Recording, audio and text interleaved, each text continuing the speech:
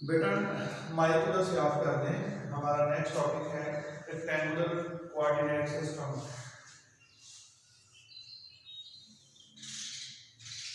हमारा next topic है बेटा रेक्टेंगुलर कोऑर्डिनेट सिस्टम। अगर कोई चीज ऐसे पड़ी हुई हो तो इसका मतलब होता है ये हॉरिजॉन्टल है। अगर कोई इस तरह से चीज मौजूद हो, हम फिजिक्स में साइंस में इसको कहते हैं this object is laying horizontally. और अगर कोई ऐसी हो इसको हम वर्टिकल कहते हैं, हॉरिजॉन्टल वर्टिकल।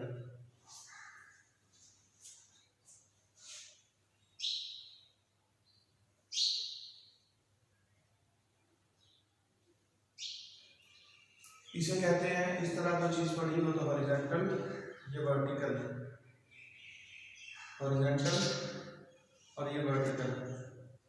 ठीक है, हॉरिजॉन्टल और वर्टिकल लाइनों का एक ऐसा सिस्टम, हॉरिजॉन्टल और वर्टिकल लाइनों का एक ऐसा सिस्टम जिसमें हॉरिजॉन्टल लाइन को हम एक्स एक्सिस कहते हैं, वर्टिकल लाइन को वाई एक्सिस कहते हैं। इधर एक्स पॉजिटिव, ये एक्स डैश नेगेटिव, इधर वाई पॉजिटिव, ये वाई डैश नेगेटिव। लाइनों के इस सिस्टम को कार्टेशियन कोऑर्डिनेट सिस्टम कहा जाता है। जहां पे ये लाइन एक दूसरे को इंटरसेक्ट करती हैं वो ओरिजिन कहलाता है।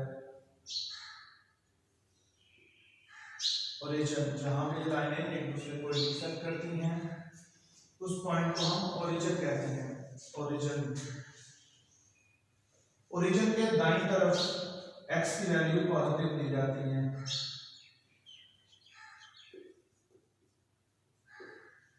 ओरिजिन के बाईं तरफ एक्स की वैल्यू नेगेटिव ली जाती है। ठीक है, तो रेक्टेंगुलर कोऑर्डिनेट सिस्टम के चार हिस्से हैं, चार हिस्से हैं इसके। एक हिस्से को हम एक क्वाड्रेंट कहते हैं,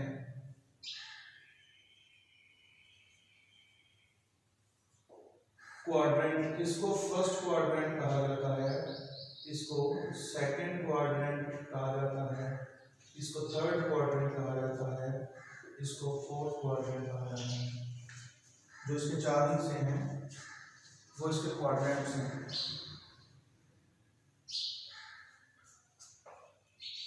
एक्स के बारे में मैंने बता दिया, ओरिजिन के राइट साइड पे एक्स की वैल्यू पॉजिटिव, ओरिजिन के लेफ्ट साइड पे एक्स की value negative.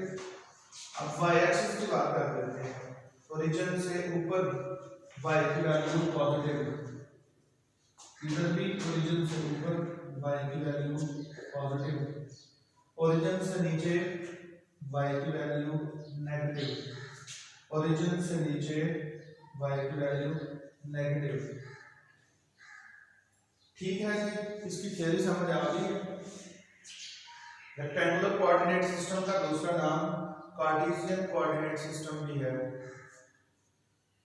Rectangular coordinate system या कार्टेशियन कोऑर्डिनेट सिस्टम वर्टिकल और हॉरिजॉन्टल लाइन का एक ऐसा सिस्टम जो लाइनें एक दूसरे को इंटरसेक्ट करती हैं, और वो लाइनें जिस पॉइंट के ऊपर इंटरसेक्ट करती हैं उस पॉइंट को हम ओरिजिन कहते हैं।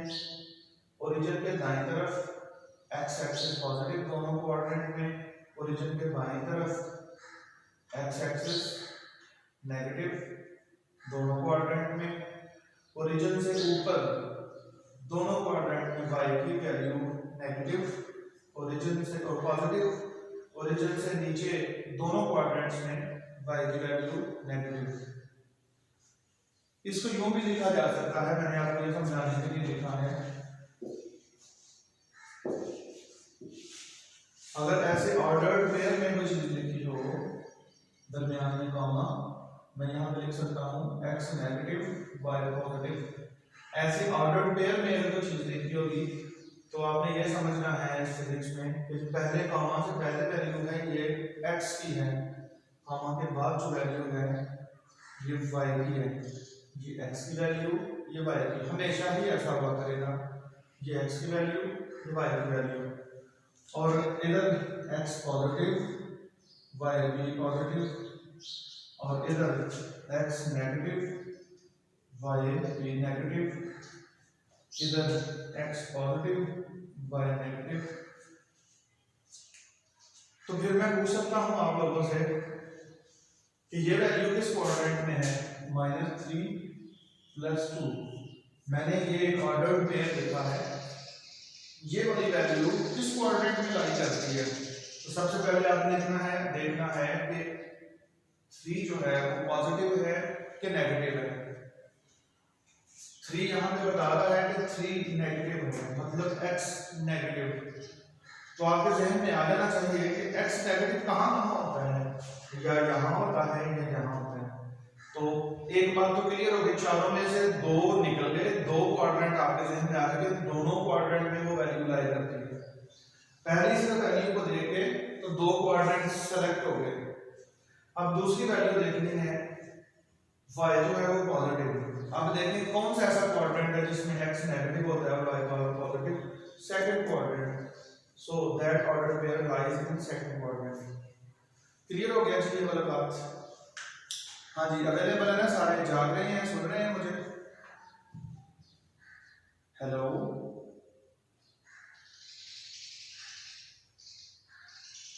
ज़ैनब, अमना, मुनीबा, चले ठीक है। और ज़ैनब कहाँ पे है? ज़ैनब की आवाज नहीं आ रही है, ज़ैनब सो तो नहीं गई?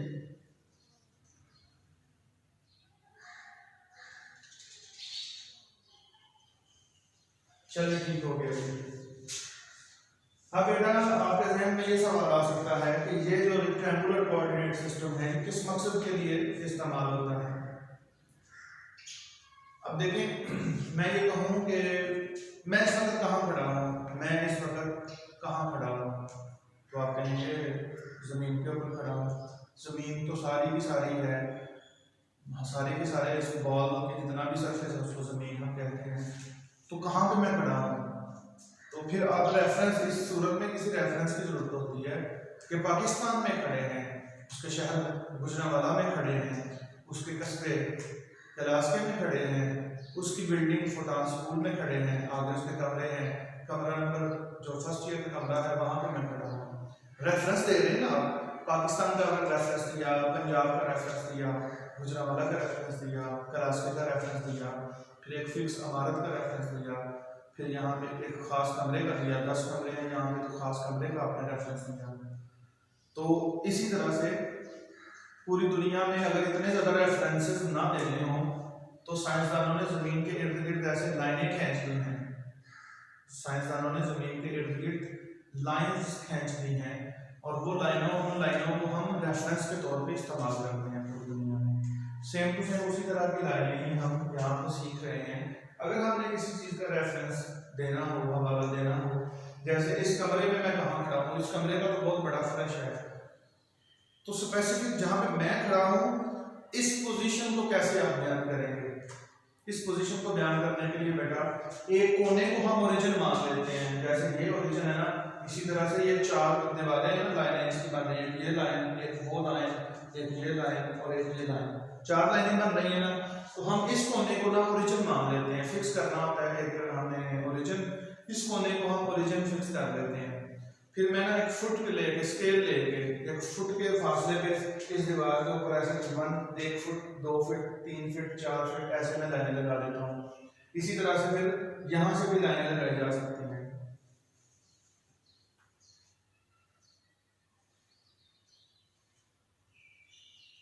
इस तरह से इधर से भी लाइनें लगाई जा सकती हैं, 1 फुट 2 फुट 3 फुट 4 फुट।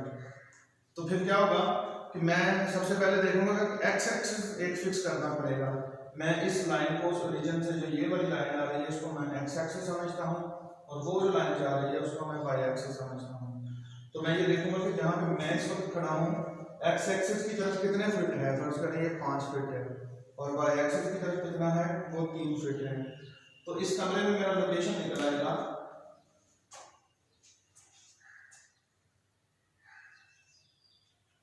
ये है जी मेरा इस कमरे में लोकेशन। एक्स एक्सिस से मैं 5 फुट दूर हूँ और वाई एक्सिस से मैं 3 फुट दूर हूँ। तो किसी भी पॉइंट के लोकेशन को बयान करने के लिए आप जानते हैं डिस्टेंस और डायरेक्शन दोनों चीजों की जरूरत होती है, डिस्टेंस एंड डायरेक्शन। तो ये रेक्टेंगुलर कोऑर्डिनेट सिस्टम या जिसे कार्टेशियन कोऑर्डिनेट सिस्टम कहते हैं, ये किसी भी पॉइंट के लोकेशन को बयान करने के लिए इस्तेमाल होता है। जैसे फर्ज करें कि आपने लोकेशन बयान करना है किसी चीज का, मस्जिद है यहाँ पे मस्जिद, तो यहाँ पे एक पूरे इलाके का एक रेक्टेंगुलर कोऑर्डिनेट सिस्टम आप फर्ज करें, या मैं एक मिसाल ऐसे देता हूँ एक डॉट की, ये है एक बॉडी पड़ी हुई, तो ये हम एक्स एक्सिस है हमारा, ये 1 फीट 2 3 4 5 6 7 8, तो 1 2 3 4 5 6, तो ये वाली लाइन यहाँ पे, ये वाली लाइन यहाँ पे मिल रही है।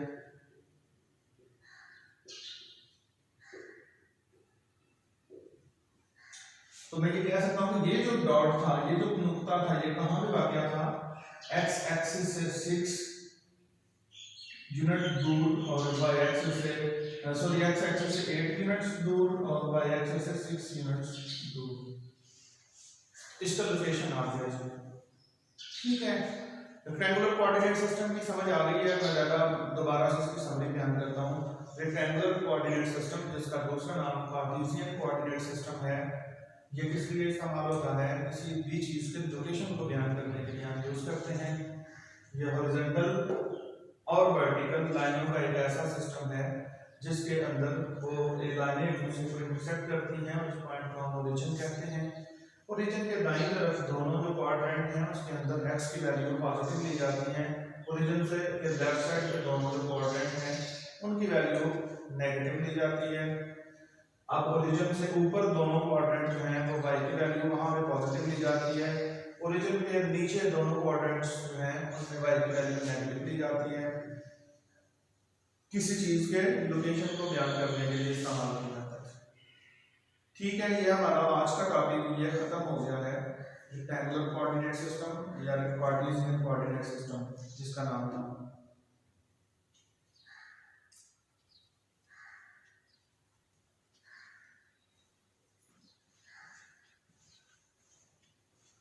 उसके बाद है बेटा दूसरा टॉपिक हमारा एडिशन ऑफ वेक्टर्स। ये जो रेक्टेंगुलर कोऑर्डिनेट सिस्टम था ना, ये जस्ट कॉन्सेप्ट आपने लेने थे, इसमें आपने इसको याद नहीं था करना, कोई इसमें याद करने वाली कोई चीज नहीं थी, सिर्फ कॉन्सेप्ट्स लेने थे आपने। आगे हम एडिशन ऑफ वेक्टर्स पढ़ते हैं।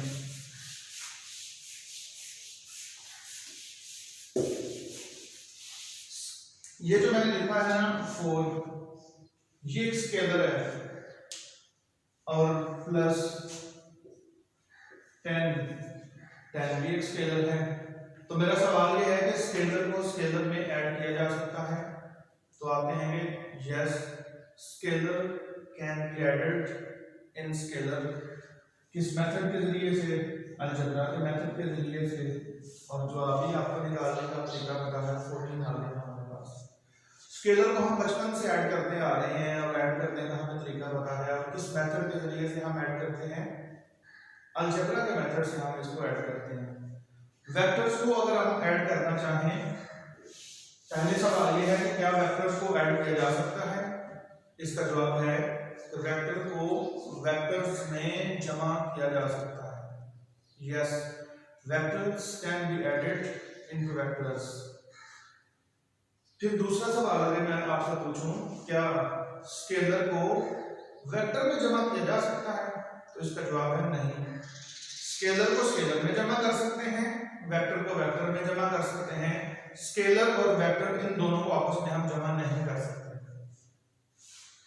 आइए, वेक्टर को वेक्टर में जमा, स्केलर को स्केलर में जमा करने के लिए जो हम मेथड यूज करते हैं उसका नाम है अलजेब्रा का मेथड। और वेक्टर को वेक्टर में ऐड करने के लिए जो हम मेथड यूज करते हैं उसका नाम है हेड टू टेल रूल, जो कि 9th क्लास में आप ऑलरेडी पढ़ के आ चुके हैं। ये कॉन्सेप्ट दोबारा समझेंगे। स्केलर को स्केलर में जमा किया जा सकता है, स्केलर वेक्टर को वेक्टर में जमा किया जा सकता है, लेकिन स्केलर और वेक्टर दोनों को आपस में जमा नहीं किया जा सकता। स्केलर को स्केलर में जमा करने के लिए कौन सा मेथड यूज करते हैं? अलजेब्रा का मेथड। और वेक्टर को वेक्टर में ऐड करने के लिए कौन सा मेथड यूज करते हैं? Head to tail rule. Head to tail rule पढ़ने जा रहे हैं जी।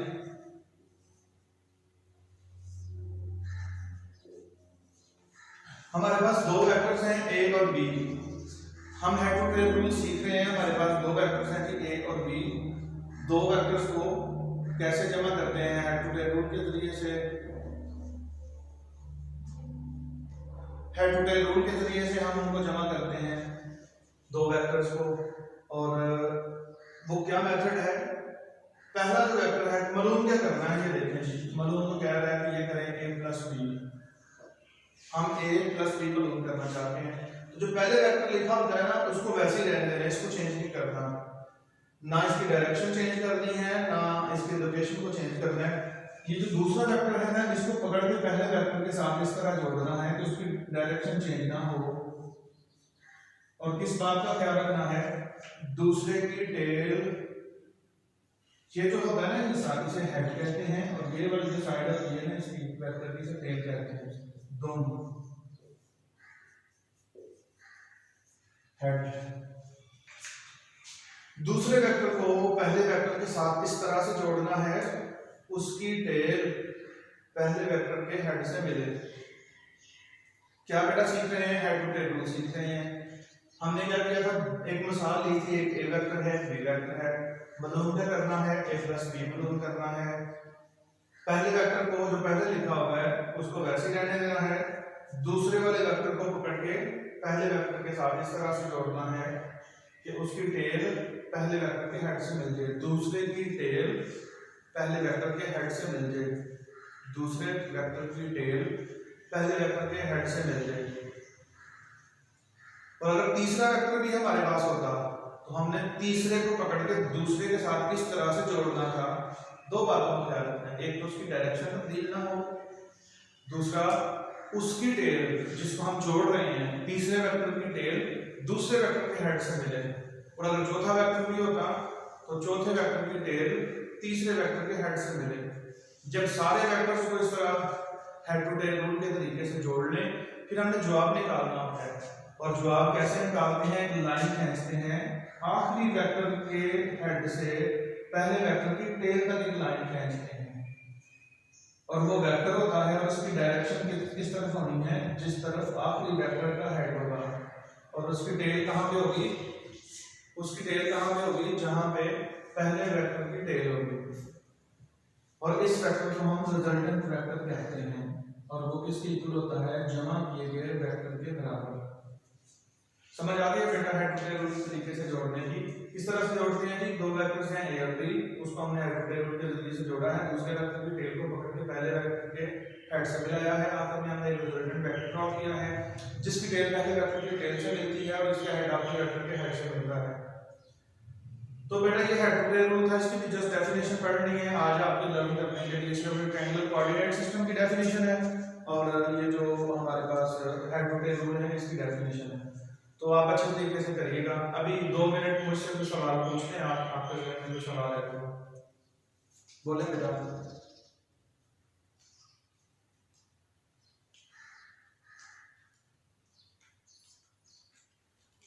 हेलो बेटा, आपका कोई सवाल है तो पूछ लें।